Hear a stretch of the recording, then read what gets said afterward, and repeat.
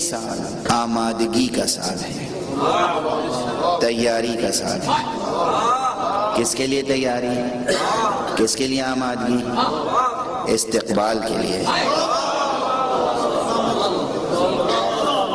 ایک محمد آنے والا ہے، حضرت تشریف لانے والے ہیں۔ حجت خدا کا ظہور نزدیک سے نزدیک تر ہوتا جا رہا ہے۔ جیسے جیسے زمانہ گزر رہا ہے ویسے ویسے وعدہ الہی کے پورا ہونے کا وقت قریب آ رہا ہے۔ ظہور حجت وعدہ حق ہے، اللہ سبحانہ و تعالیٰ کا وعدہ ہے۔ اللہ کا وعدہ بھی ہے، اللہ کا مشن بھی ہے۔ بھئی ہم آپ روز منصوبے بناتے ہیں، مشن بناتے ہیں، ہمارے مشن ناکام ہو جاتے ہیں، منصوبے ناکام ہو جاتے ہیں۔ کیا اللہ کا منصوبہ بھی نعوذ باللہ ناکام رہ سکتا ہے؟ اللہ کا منصوبہ کیا ہے؟ قرآن مجید میں اللہ نے اعلان کر دیا ہے ہمارا منصوبہ یہ ہے، اللہ کا منصوبہ یہ ہے کہ روئے زمین پر عدل و انصاف کی حکومت قائم۔ یہ منصوبہ کس کا ہے؟ اللہ کا ہے۔ ابھی تک تو نہیں قائم ہوئی، تو یہ اللہ کا منصوبہ پورا ہوگا یا نہیں؟ پورا ہوگا۔ اللہ کا یہ منصوبہ ہے، پورا ہو کر رہے گا۔ وعدہ کیا ہے اللہ کا؟ کس کے ہاتھ پہ پورا ہوگا؟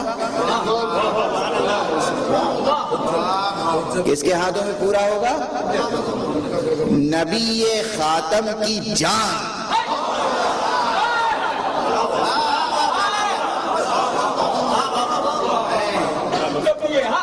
نبی خاتم جس پر نبوت ختم ہو گئی، اب دوسرا نبی تو نہیں آنے والا ہے، نبوت ختم ہو گئی۔ جب نبوت ان پہ ختم ہو گئی تو یہ صحرا کس کے سر پہ بنے گا؟ کسی اور کے سر پہ نہیں بن سکتا نا۔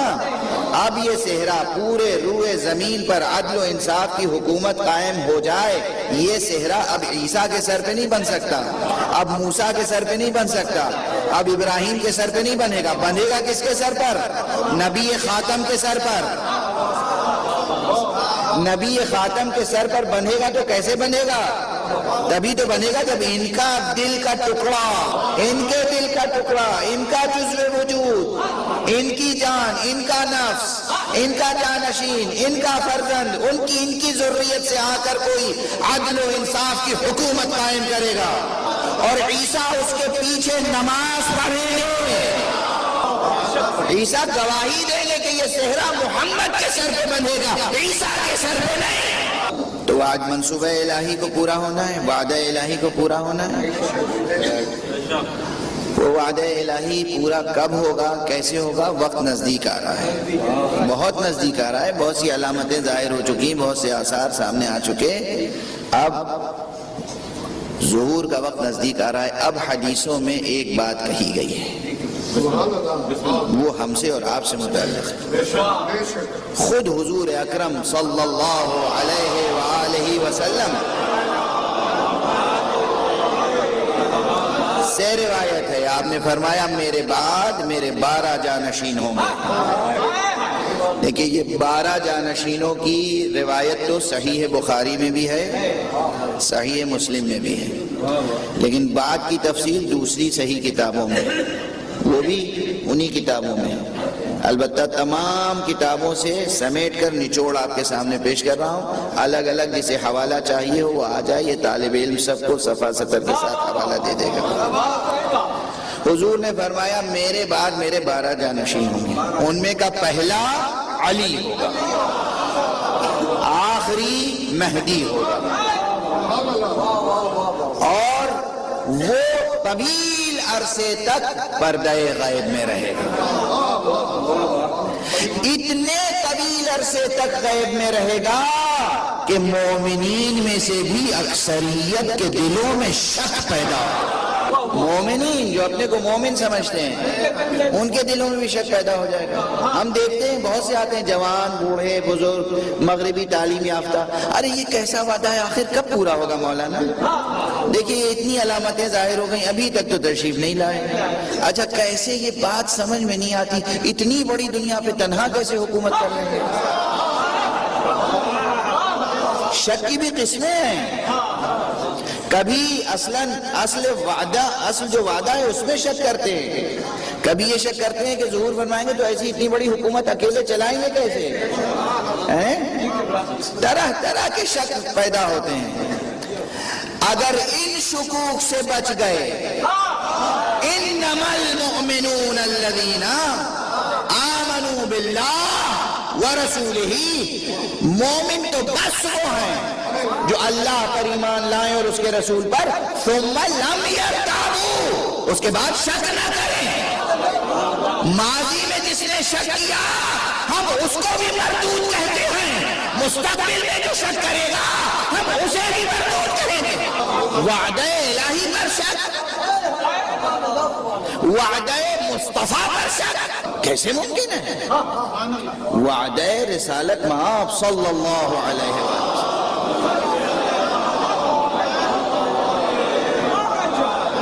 اور اس کی تعویل نہ کیجئے.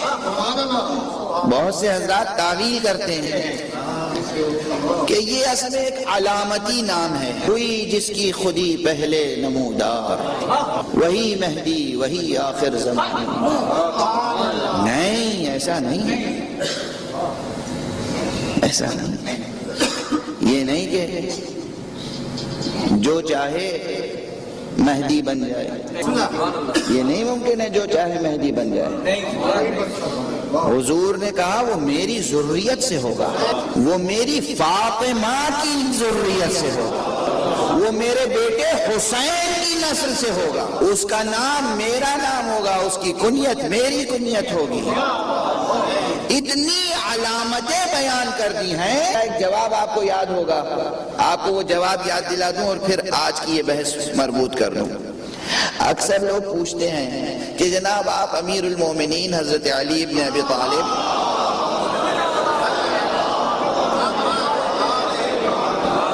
علیہ الصلاۃ والسلام کے اتنے دل دادا ہیں، آپ ان کی امامت کے قائل ہیں، خلافت کے قائل ہیں، عصمت کے قائل ہیں.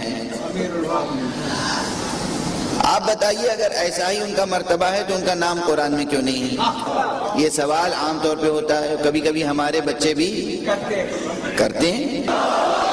ہم جب نکاح پڑھتے ہیں تو صرف ان کہتو قبل تو نہیں کہتے، حدیث قصہ بھی پڑھتے ہیں. سارے آئے تطہیر میں جو عقد ہوگا اس عقد کے نتیجے میں کوئی ایسا پیدا نہیں ہو سکتا. آیت تطہیر کی تلاوت کیوں کرتے ہیں عقد کے وقت؟ حدیث قصہ، حدیث قصہ پہلے پھر ان کہتو قبل تو، تاکہ جو نسل چلے پاکیزہ چلے. ایسی نسل وجود میں نہ آئے جس کے دل میں شک پیدا ہو. تو ہمارے بچے نہیں سوال کرتے. میں نے اس کے دو جواب دیے تھے، دونوں ہمیشہ یاد رکھیے گا، دونوں جواب واقعی ہیں. پہلا جواب تو یہ ہے کہ جو آپ سے کہے کہ مولا علی کا نام قرآن میں نہیں ہے یا کیوں نہیں ہے، آپ اسے کہیے کہاں نہیں ہے. پوری علمی ذمہ داری سے کہہ رہا ہوں، کہاں نہیں ہے قرآن میں نام علی. ہم اس قرآن کو قرآن نہیں جانتے جس میں نام علی نہ ہو. اور کسی مفتی میں جرأت ہو تو میری اس تقریر کو سن کے میرے خلاف کفر کا فتویٰ دے دے. یہ قرآن، اس میں بار بار نام علی آیا ہے بنص پیغمبر. پیغمبر نے ہمیں بتایا کہ دیکھو یہاں یہ لفظ علی کا نام ہے، وہاں وہ لفظ علی کا نام ہے، وہاں وہ لقب علی کا لقب ہے. یہ قرآن. پہلا جواب کیا ہے؟ جب کوئی کہے کہ علی کا نام نہیں، کہ کہاں نہیں ہے، پورے اعتماد سے. یہ کوئی فن مناظرہ نہیں سکھا رہا ہوں آپ کو، پورے اعتماد سے کہ کہاں نہیں ہے نام علی. البتہ علی کی شخصیت اتنی عظیم ہے کہ ان کا ایک ہی نام تھوڑی ہے.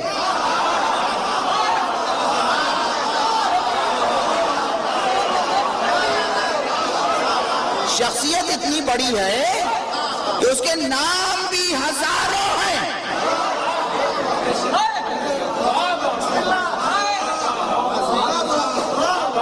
جہاں جیسی مناسبت ہوتی ہے اس نام سے اللہ نے علی کا ذکر کیا ہے.